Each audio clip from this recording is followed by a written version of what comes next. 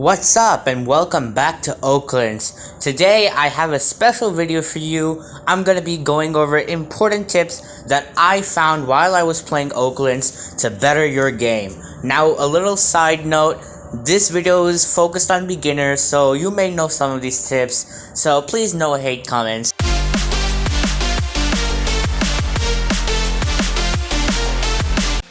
Tip number 1. Are you running out of space on your base? Did you know that you can actually put two processing plants inside of each other? Yes, it's true.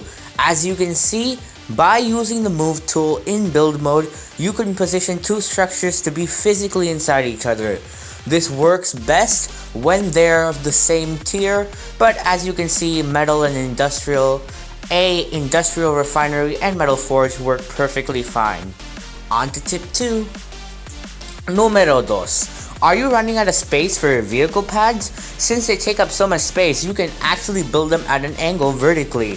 What you want to do is position your main car or truck's pad as you would like normal on the floor of your base.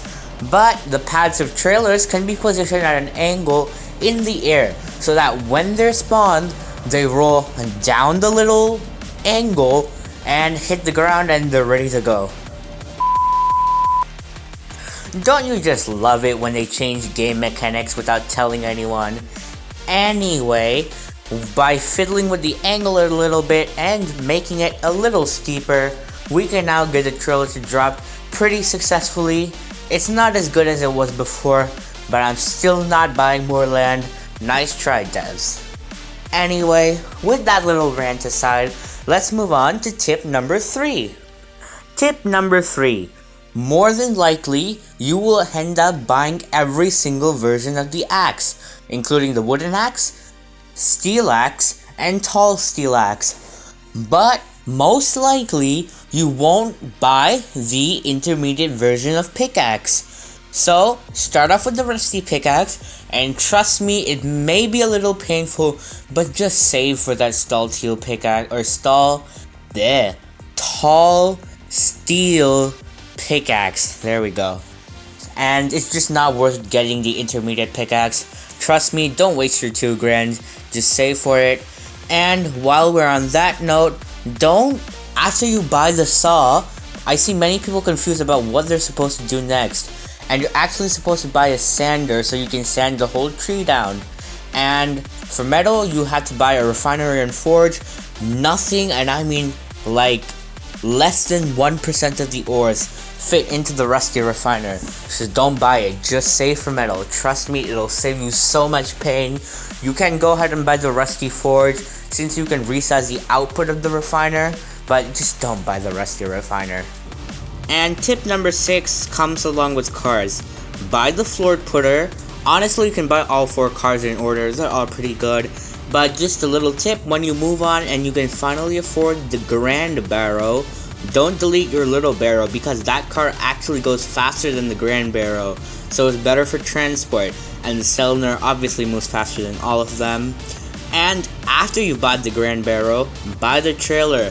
It's less than half the cost of the cylinder with basically the same capacity. And that's cars covered. Let's move on to tip 7, which is selling locations.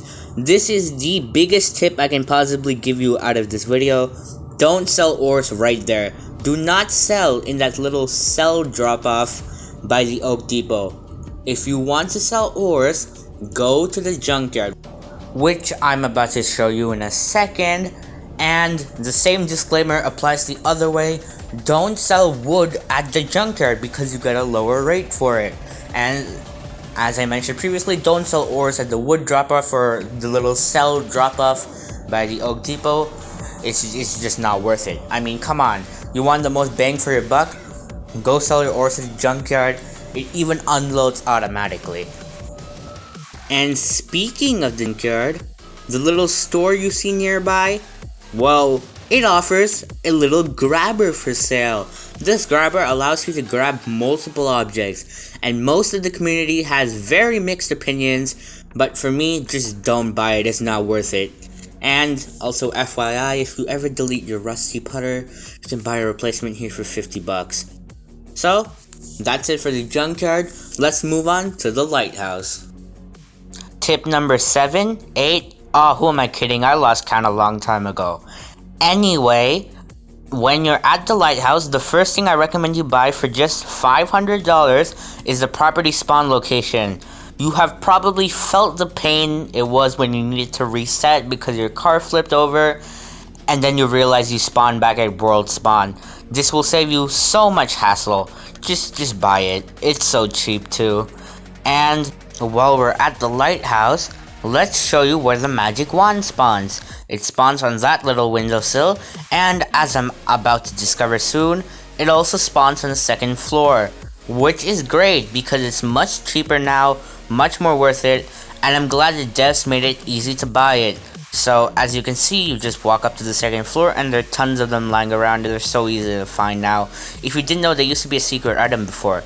And anyway, if your base is dark, you can buy lanterns here. And what lanterns do is light up your base at night. You don't have to use vehicle headlights anymore. And also, just to let you know, the magic wand anchors loose items like lanterns so they don't fall, which is super convenient. And this is also the place you can buy the gift of alpha, uncertainty, and the uncertainty part is that the price increases every day, so buy it as soon as possible.